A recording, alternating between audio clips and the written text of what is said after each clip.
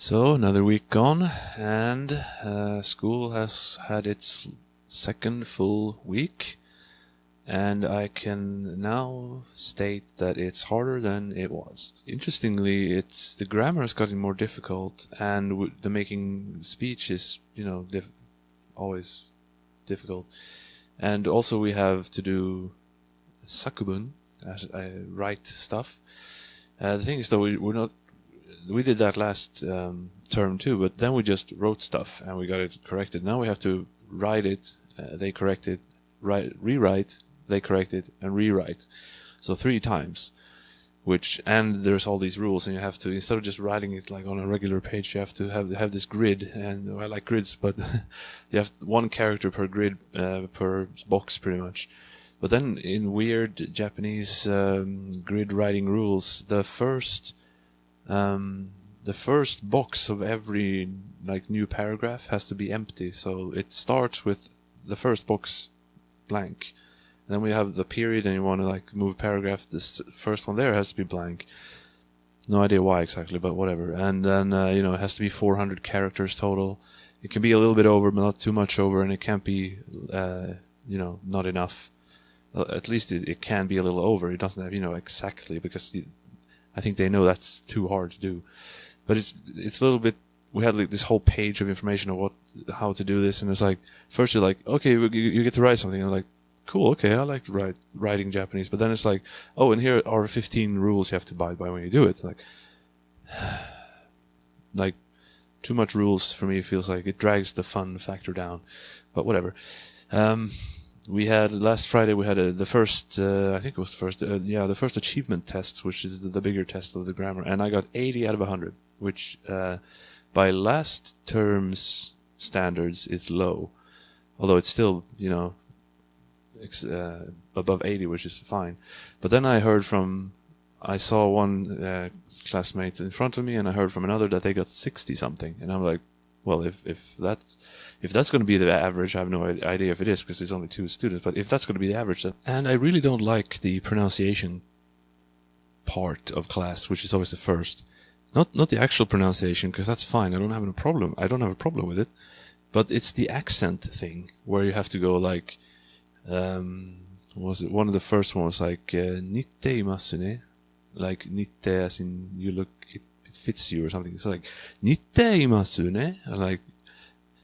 In real life, it doesn't really matter exactly how you do those things. If you pronounce a word and it sounds terrible, then that's bad. But with this thing, it doesn't really matter. But so how it works in the class is they play a CD. You write down what they say. Then they play it again, and you're supposed to write down how the accent is supposed to go.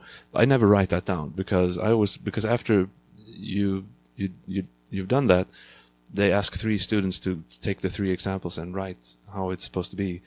And when they've done that, the teacher says it how they wrote it and points out how it's wrong, and then changes it to what it's supposed to be. And when the correct one is up on the board, then I write it down, because I don't want to have to write and then erase stuff on the page, the paper we have. It's just going to look all confusing for later. But I can't predict it. I just can't, because it's imas. Usually it's just imas. But then it's imas, or it's I don't get it. I don't. And in 99 of 100 cases, it doesn't really matter that much. But a little annoying. This weekend I've been pretty active. Yesterday I went to Arashiyama, partly just because of regular tourism stuff, but I know there's a Nintendo-funded museum there. It was funded founded by Hiroshi Yamauchi, the old president of Nintendo, but it was closed for renovation. It seems a lot of stuff is closed for renovation in Kyoto, and when I'm here, of course. But it did say temporary, shortly reopening or whatever. And then I went on this path. There was water, and then it goes into it looks like a river or whatever. And then I walked up not exactly a mountain, but a mountainside, I guess, where there was this little mini temple. Like temple is the wrong word. It was a little hut with a Buddha statue, pretty much, and then they had this little house thing where you can go in and sit and look at the view.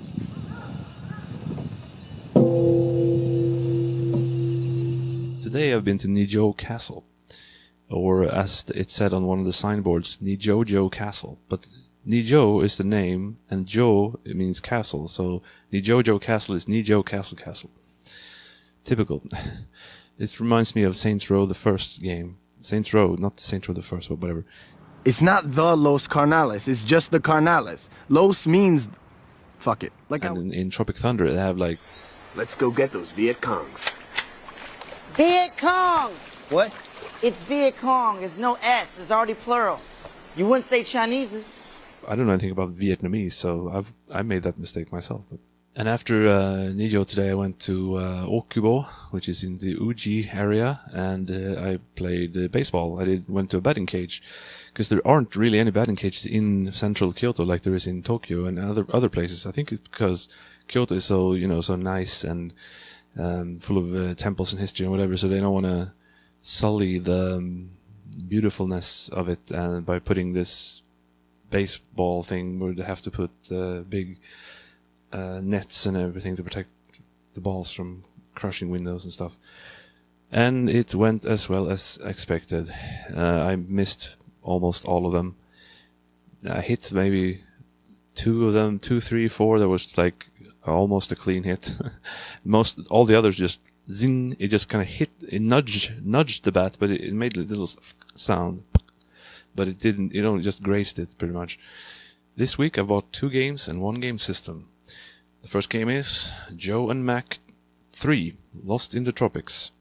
In Japan and PAL regions, I think it's Joe and Mac 3 because Congo's Caper is the second game. In America, this is Joe and Mac 2, and Congo's Caper is considered a separate game, which I guess it's really the better way of doing it because Congo's Caper is not Joe and Mac, really. It's just another caveman game. Joe and Mac, pretty good, 2-player. Not the most spirited of purchases, but it's still on my list, so yep. The other game is a game that's pretty well known to me and should be to everyone else. It's Super Mario Bros. 3. Of course, I already have this game in Sweden, but I didn't bring it with me, and I wanted to be able to play it sometime when I feel like it. And it was 500 yen.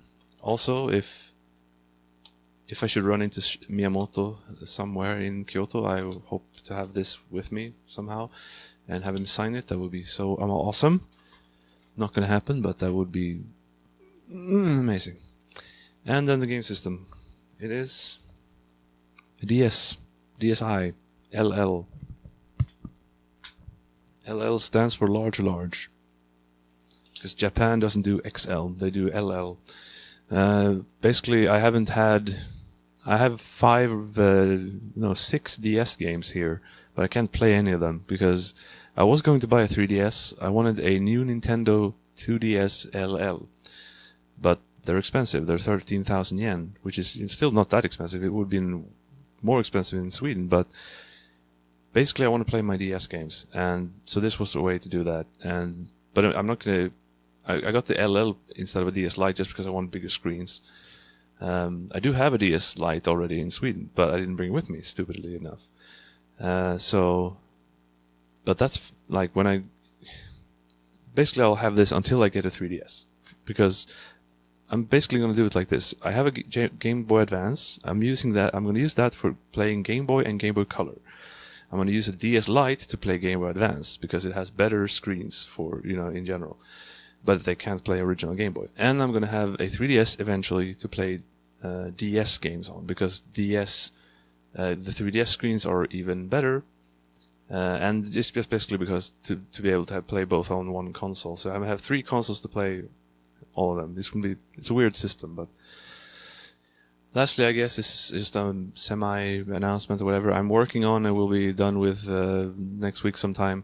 The first in a series of videos that I've been wanting to do, which is I'm going to call Life in Kyoto, but really it's more like Life in Japan.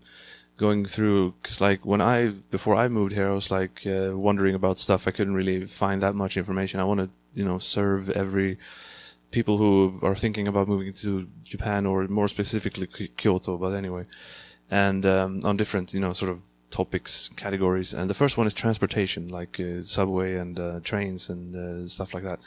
So that is coming. And new week is coming, so tomorrow it starts.